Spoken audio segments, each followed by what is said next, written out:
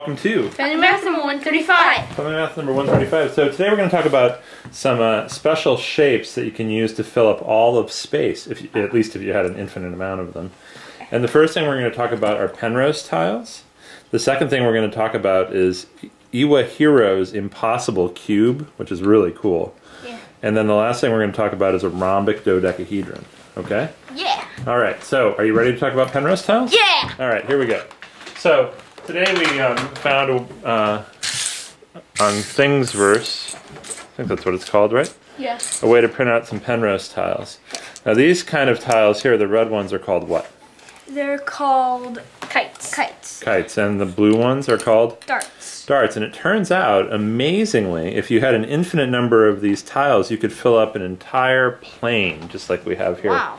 Can you show me how to make a shape that you found that looks pretty promising, that maybe would fill up a whole plane if we just were able to print out? Ooh, actually just move it down here just a little bit. Okay, good, perfect. Then you make a circle, and then you put these on. Okay. And then you can you can fit these on there. Okay, well that's pretty promising. Okay, are you ready to attack that shape with your sharks? Okay, go ahead. Okay, good. Now can you make a different shape that you might like? I'll get them. Okay, go ahead. That's pretty interesting. I move them down here just a little bit. Why don't you start with the blue ones in the middle, because your brother did the red ones in the middle. What would happen if we made this? Yeah, especially what would happen if we made it on camera.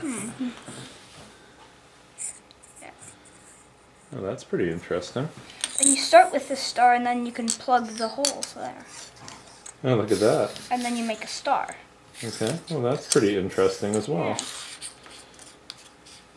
I wonder how this one would extend.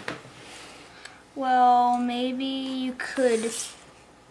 Well, I think that's going to break, but Yeah, maybe you could put these on the ends. oh, maybe actually here, put two of those next to each other up Yeah, there. like that. Oh, look at that. Okay. That might be cool. That might be pretty cool. Okay, so this was these shapes were discovered, and there's a couple different shapes like this by a British physicist named Roger Penrose. And have you guys ever heard of him before? Well, Look like that fit actually. Or maybe this. Yeah. we saw something. We saw his last name in a book. Oh yeah, you did? Okay. He's famous for a lot of different things.